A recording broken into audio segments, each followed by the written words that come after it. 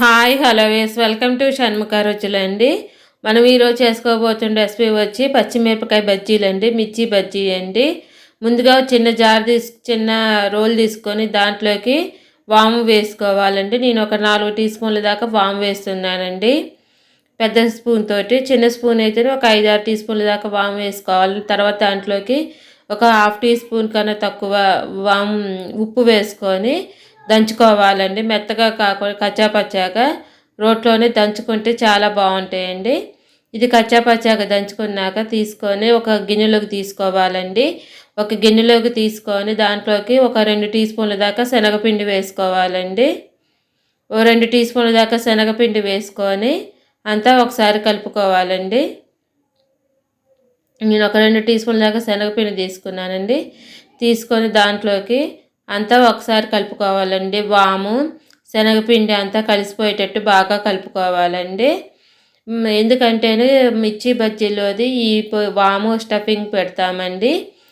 ఇది ఇది అంతా స్టఫింగ్ చేసుకున్నాక మిగిలిన వా శనగపిండిని అలా అయినా స్టోర్ చేసుకోవచ్చు అండి. లేకపోతే ఈ శనగపిండి కలుపుకుంటాం కదండి మెత్తగా, అదే జారుగా కలుపుకుంటాం కదండి, అది కూడా అందులో వేసేసి కలుపుకోవచ్చండి. మిగిలిన తర్వాత దాంట్లో ఇప్పుడు సోడా ఉప్పు కొంచెం మామూలు ఉప్పు వేసుకొని అంతా ఒకసారి కలుపుకోవాలండి. ఉండలు లేకుండా అంతా బాగా కలుపుకున్నాక శనగపిండి వాటర్ పోసి జారుగా కలుపుకోవాలండి.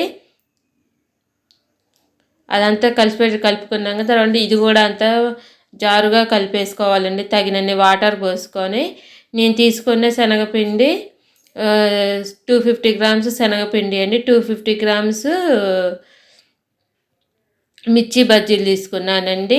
తర్వాత ఇదంతా బాగా కలిసిపోయేటట్టు కలుపుకున్నాక ఇది పక్కకు పెట్టుకోవాలండి. తర్వాత మిర్చి బజ్జీల్లోకి ముందుగా కలిపి పెట్టుకునే శనగపిండి వాము మిర్చి బజ్జీల్ని మధ్యలోకి చీల్చుకొని దాంట్లోకి కొంచెం గింజలు తీసేసి ఇది స్టఫింగ్ చేసేసుకోవాలండి. ఓకే అండి. ఇప్పుడు అందులోకి మీ వాము ఇవన్నీ స్టఫింగ్ చేసేసుకోవాలండి. ముందుగా కలిపి పెట్టుకున్న దాన్ని ఒకదాని తర్వాత ఒకటి అన్నీ స్టఫింగ్ చేసేసుకొని అదే ప్లేట్లో పెట్టుకొని తర్వాత ఆయిల్ హీట్ ఎక్కుతూ ఉంటుందండి. ఆ ఆయిల్లోకి ముందుగానే ఆయిల్ పొయ్యి మీద పెట్టుకోవాలండి.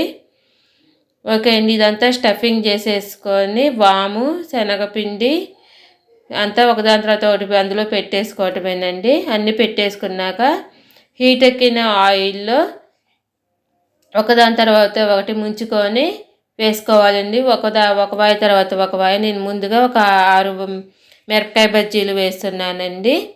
వేసిన తర్వాత ఇవి ఒక గోల్డెన్ కలర్ వచ్చే వరకు వేయించుకోవాలండి, 2 వైపులా తిప్పుకుంటూ. మా వీడియో కనుక ఫస్ట్ టైం చూస్తున్న వాళ్ళైతే మా ఛానల్ని సబ్స్క్రైబ్ చేసుకోండి.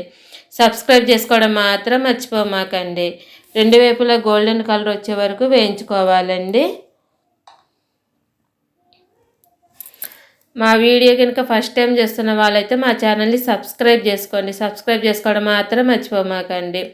గోల్డెన్ కలర్ వచ్చాక వేగించుకున్నాక ఇవి తీసి పక్కకు పెట్టుకోవాలండి. ఇవి తీసి పక్కకు పెట్టుకున్నాక మళ్ళీ ఇంకో వాయ వేసుకోవాలండి. అలా నూనెలో ఎన్ని పడితే అన్ని వేసుకోవాలండి. అంటే ఒక 6 అయితే 6, 7 అయితే 7 అలా చూసి వేసుకోవాలండి. మాకు ఇక్కడ ఫస్ట్ వాయిలో 6, తర్వాత దాంట్లో కూడా 6 వేసానండి. ఎక్కువ వేస్తేను వేగవండి, ఎందుకంటే ఒకదానికొకటి అతుక్కుపోతాయండి, బాగోవండి. ఇవి కూడా 2 వైపులా కలుపుతూ గోల్డెన్ కలర్ వచ్చే వరకు వేయించుకోవాలండి. 2 వైపులా కలుపుతూ గోల్డెన్ కలర్ వచ్చే వరకు వేయించుకోవాలండి. దీంట్లోకి సన్న ఉల్లిపాయ ముక్కలు కట్ చేసుకొని స్టఫింగ్ చేసుకొని తింటే చాలా బాగుంటుందండి. చల్లటి వాతావరణంలో వేడి బజ్జీలు తింటే చాలా చాలా బాగుంటుందండి. ఇవి కూడా వేగాక అవే ప్లేట్లోకి తీసుకోవాలండి.